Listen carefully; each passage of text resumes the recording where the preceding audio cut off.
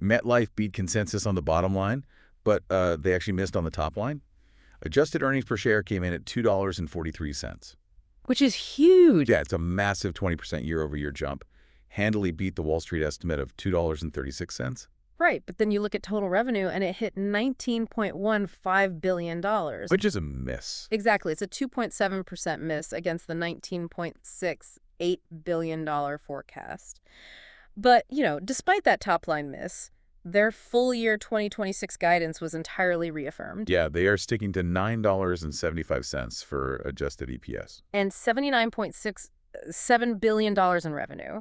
And those 2027 targets, completely intact at $10.31 EPS and $83.55 billion in revenue. And the market, they clearly love the bottom line. Shares rallied 3.66% in Thursday's regular session, hitting $99.78. Right, within striking distance of their 52-week high. Yeah, the high is $100.93. They pulled back slightly on Friday, but that retreat was really entirely about broader macro weakness.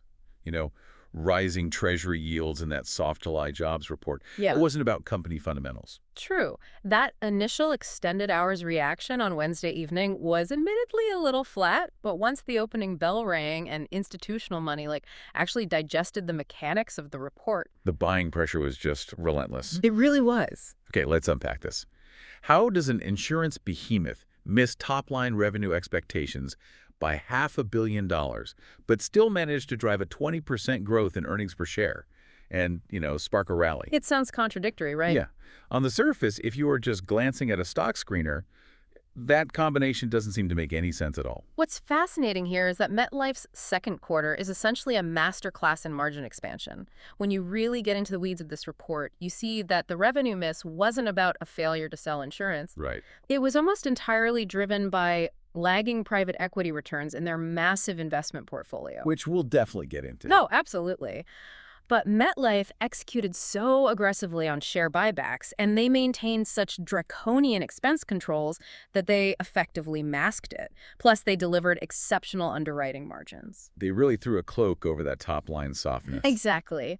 They showed the market that their core operational engine can run so hot it can completely drag a sluggish investment portfolio across the finish line. And to understand just how hot that operational engine is running, we have to look at the absolute standout segment this quarter, group benefits. Oh, yeah. The numbers there were wild. Adjusted earnings in that segment surged 25% year over year, $503 million. To see mature business line jump 25% is, frankly, just wild. It really is. And to understand the why behind that surge, you have to look at their mortality metrics. Right, the group life mortality ratio. Yeah, it dropped to 79%. Now, for context for you listening, management's stated target range for that ratio is 83 to 88%. And a lower ratio means fewer claims paid out relative to premiums collected. Exactly. So coming in at 79% means they are operating significantly below the low end of their own target. Which is incredible. It's not just a rounding error, it's being driven by sustained structural improvements in working age mortality. Now that the impacts of the COVID era have largely washed through the actuarial data. Right. And I noticed it wasn't just the life insurance side either. Their non-medical health ratio also performed beautifully. Yeah, 73.9%, I think. Exactly, sitting right in the middle of their target sweet spot. But I have to jump in here and challenge this a bit. Sure. Because if I'm looking at a 79% mortality ratio, shouldn't I be worried that we are currently sitting at peak margin? The reversion to the mean argument. Exactly. Things can only get so good before they inevitably revert.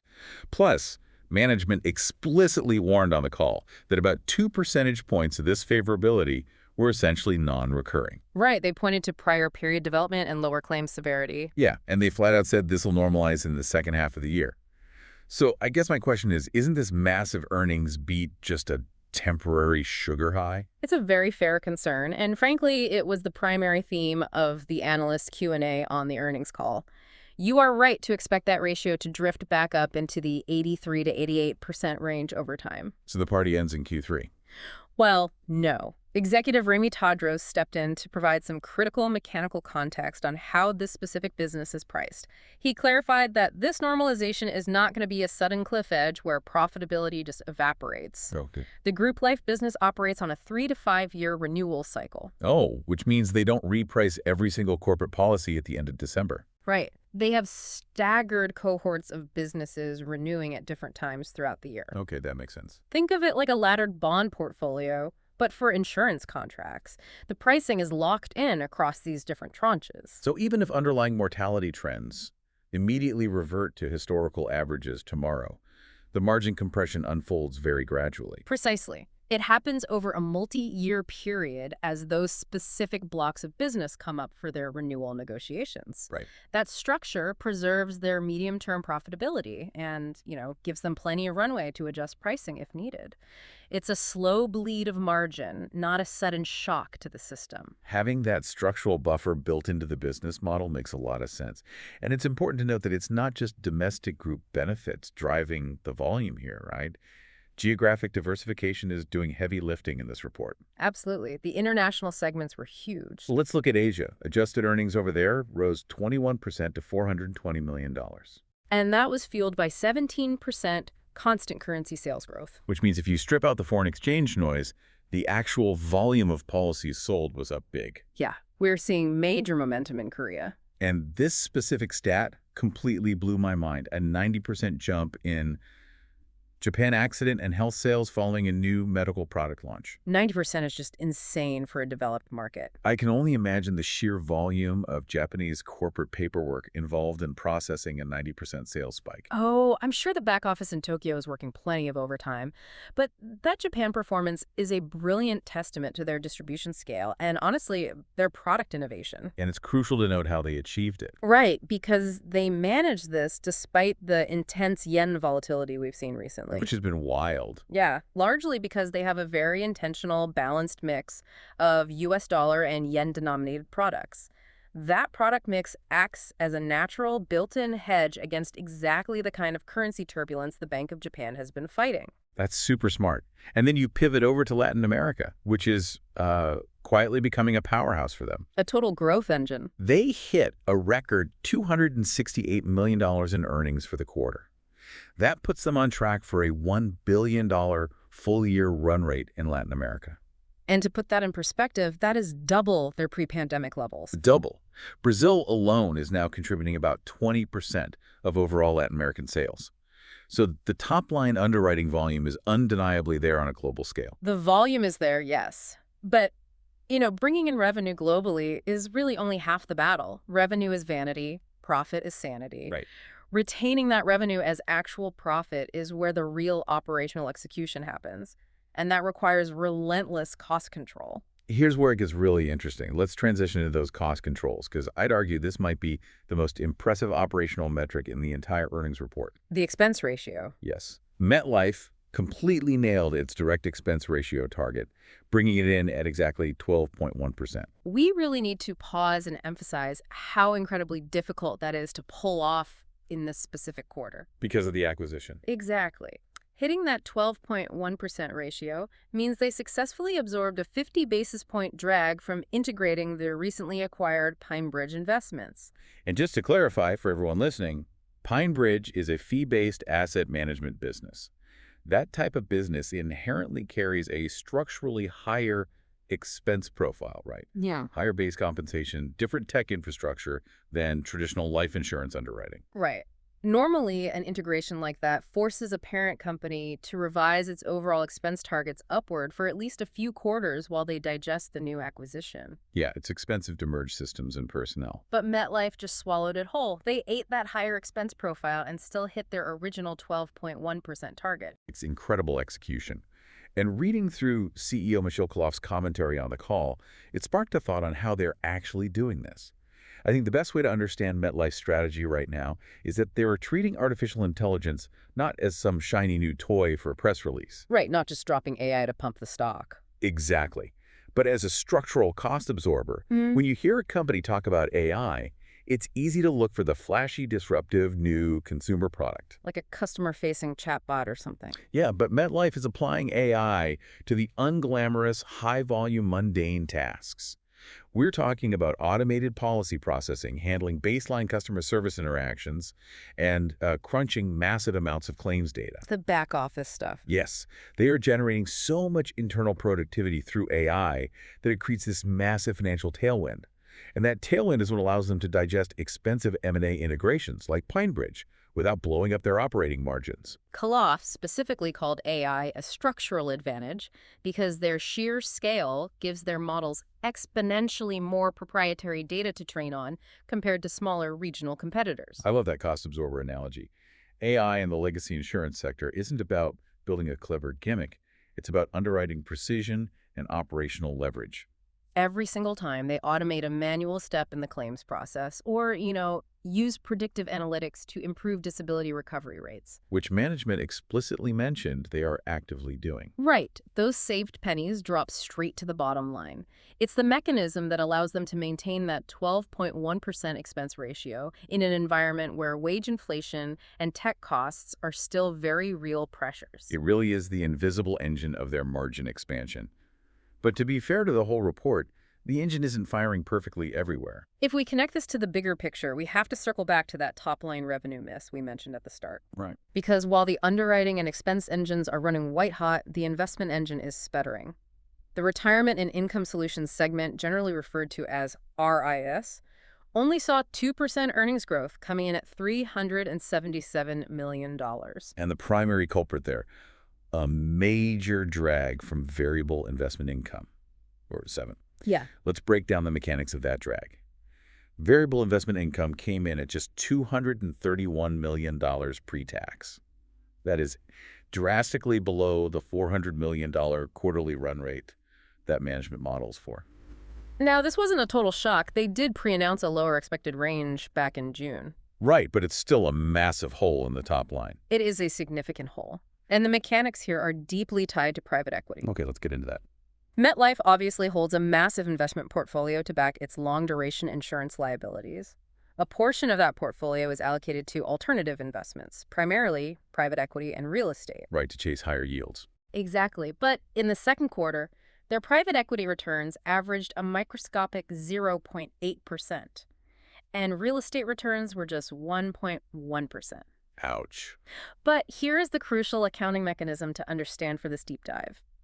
Private equity and real estate returns are notoriously difficult to value day to day. Because they aren't publicly traded. Right. So they are reported on a one-quarter lag based on fund appraisals. So that weak 0.8% return actually reflects the private equity environment from the first quarter of the year, not the second. I can just imagine the CFO pacing the floor, knowing what the current market looks like, but having to report last quarter's sluggish appraisal number. It's gotta be frustrating. And the consequence of those weak returns is spread compression, because that 7 drag squeezed their total investment spread down to 97 basis points. Which officially misses management's guided range. Yeah, their target is 100 to 120 basis points.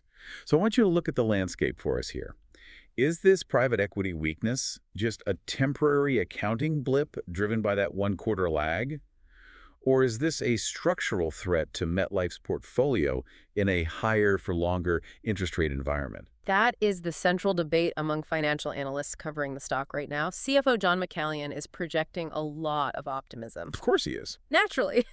He told analysts he expects private equity returns to rebound in the third quarter. He specifically pointed to an uptick in venture capital IPO activity and higher public market valuations that should finally flow through that one-quarter reporting lag. But the bears aren't buying it.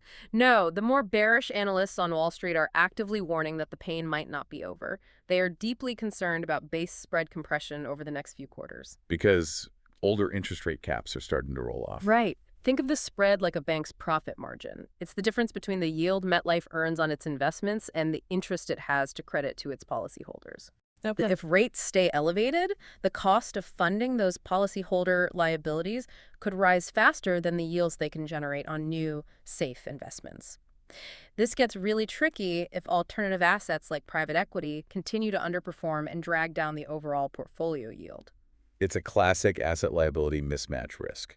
It's definitely something you need to watch. And it's not the only headwind in that RIS segment either. What else stood out? Pension risk transfer, or PRT sales, were also notably light in the first half of the year. Ah. For background, a PRT is when a corporation pays MetLife a massive lump sum to completely take over its employee pension obligations. Management was quick to tout a strong pipeline for the second half, reminding everyone that the PRT market is notoriously lumpy. Oh, it's very cyclical. Yeah, just look at history. They sold $14 billion in 2025, with $12 billion of that landing in the fourth quarter alone.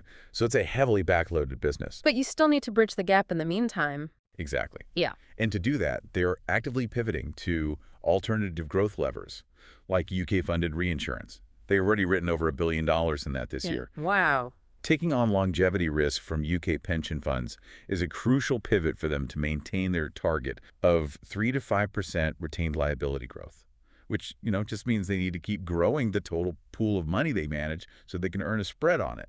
And that pivot demonstrates real operational agility.